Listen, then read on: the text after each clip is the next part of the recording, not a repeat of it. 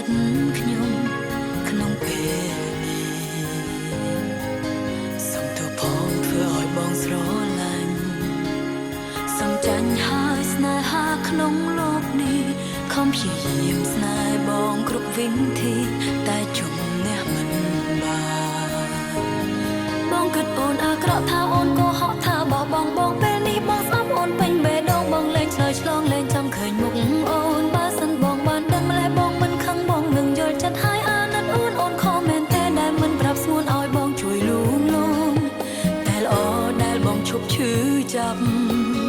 តែល្អហើយដែលបងឆាប់ភ្លេចអូនដល់ពេលដែលអូនត្រូវដកខ្លួនលែងឲ្យបងឃើញអ្នកដែលបងមកគេក៏ឈឺចា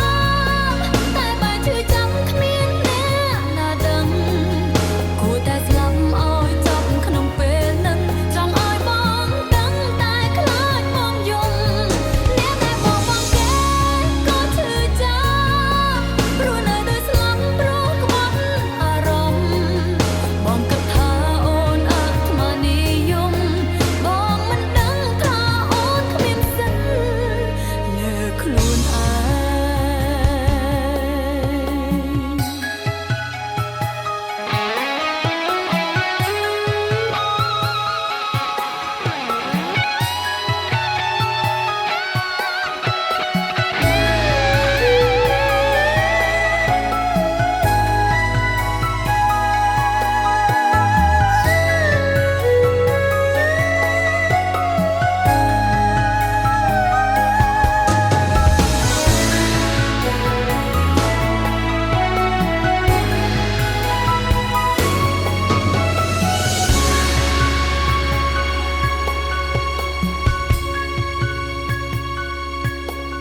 បើមិនដឹងក៏មិនអស់សង្ឃឹម